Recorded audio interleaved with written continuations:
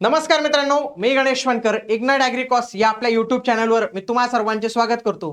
कृषी विभाग भरती संदर्भात महत्त्वाची अपडेट आहे. तर याचा फायनली आकृतीबंध आता मंजूर जो आहे तर तो झालेला आहे आणि जाहिरातीचा मार्ग मोकळा झालेला आहे. नुकतंच आपण कालच मोहीम सुरू केली होती ते मेल वगैरे लिहिण्याची आणि लगेच एका दिवसात जे आहे तर तो आकृतीबंध मंजूर होऊन झाला.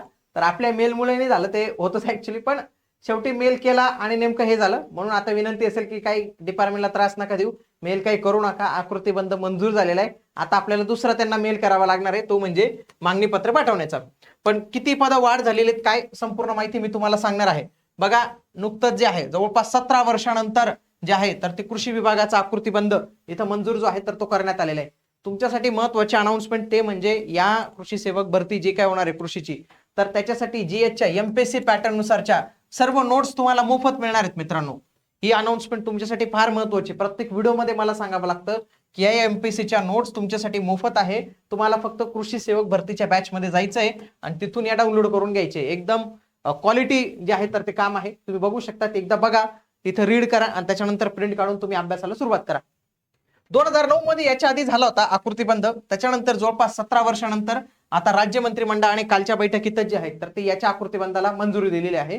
यांनी टोटल जी नियमित पदं ठरवलेली ती आहे 23,476. अजूनही त्यांचा जो ऑफिशियल जीआर आहे ना, तर तो दिसत नाही अजून त्यांच्या वेबसाईटवर, कारण की त्याच्या डेट आणि काहीतरी त्यांची टायपिंग बाकी असणार आहे मे बी. बाकी सगळी डिटेल्स त्यांनी काल ट्विटवर देऊन टाकली. जवळपास 2,668 नवीन पदं झालेली. तुम्ही म्हणाल जेवढीच पदं नवीन झाली, पदं खूप जास्त झाली. त्यांनी काय केलं, खूप सारी पदं रद्द पण जे आहेत तर ते करून टाकली. मग ते ऍव्हरेज मध्ये एवढीच पदं आपल्याला दिसतात. त्यांनी नवीन आणि कुशल मनुष्यबळाची निर्मिती करण्यासाठी नवीन पदं घेतली आणि जुनी जी कालबाह्य पदं झालेली होती तर ती रद्द करण्याचा निर्णय जो आहे तर तो शासनाने घेतलेला आहे. उलटा शासनाला 92 कोटीचा प्रॉफिट होणार आहे, कारण की पगार कमी द्यावा लागणार आहे, तेवढे पदं कमी केली.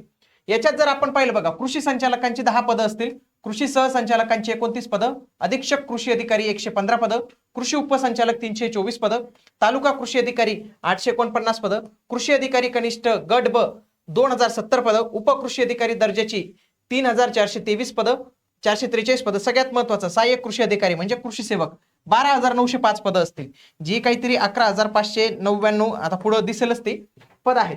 आयुक्त 1 असणार आहे, उपायुक्त 4 असणार आहेत, मुख्य प्रशासन अधिकारी 12 आहेत, प्रशासकीय अधिकारी 52 आहेत आणि अधीक्षक राजपत्रित अराजपत्रित गट ब 452 पदे जे आहेत तर ते पाहायला मिळणार आहेत. आधीची 11,599 पद होती कृषी सेवकची, तर ती आता तुम्ही जर याच्यात पाहिलं तर 12,905 झालेली. ती 12,905 याच 11,599 मधील जे आहेत तर ते 1,667 पद ऑलरेडी रिक्त जे आहेत तर ते पाहायला मिळतात. आणि जर नवीन जे 1,600 आणि 2,000 अशी काही झालेले जवळपास 3600 प्लस पदं आपल्याला या डिपार्टमेंटमध्ये आता रिक्त पाहायला मिळतील. म्हणजे आगामी काळात जर यांची जाहिरात आली तर 3,000 प्लस आपण एक्सपेक्ट करू शकतो की जाहिरात येईल. कालच्या व्हिडिओमध्ये मी तुम्हाला 4,800 सांगितलं होतं, कारण की तो जो एक्सपेक्टेड नवीन जो होता त्याच्यामध्ये जास्त पदं ऍड केलेली होती त्यांनी, पण तो प्रस्तावित होता. मग त्या प्रस्तावित मध्ये त्यांनी काही पदांना कात्री लावली आणि एवढीच पदं मंजूर करून घेतली. त्याच्यामुळे एवढं नाही येणार मित्रांनो. आता हे एवढंच आहे तर ते आपण थोडं फायनल जे आहे तर ते समजू शकतो. बाकी कृषी विद्यापीठ भरती संदर्भात पण अपडेट आहे. आज कृषी विद्यापीठाच्या भरती संदर्भात किंवा कृषी विद्यापीठाच्या सेवा प्रवेश नियमासंदर्भात मुंबई मंत्रालयात जी आहे तर ती बैठक पण झालेली होती. तर या बैठकीचे तुम्ही काही छायाचित्र जे आहेत तर ते पाहू शकतात.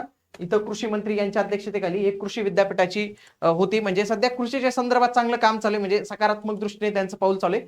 फक्त पावलं खूप उचलतायत, शेवटी जाहिरातीचा थोडा अभाव दिसतोय. बघा, विभागाचं तर झालं काम, याच्या विद्यापीठाचं गट ब च झालेलं आहे, क ड च बाकी फक्त. आता क आणि ड, गट क आणि गट ड याचा जर आकृतीबंध यांचा आला तर यांच्यावर पण आपल्याला दबाव टाकता येईल. यांची पण मोहीम एका दिवशी आपण जे आहे तर ते हाती घेणारच आहोत.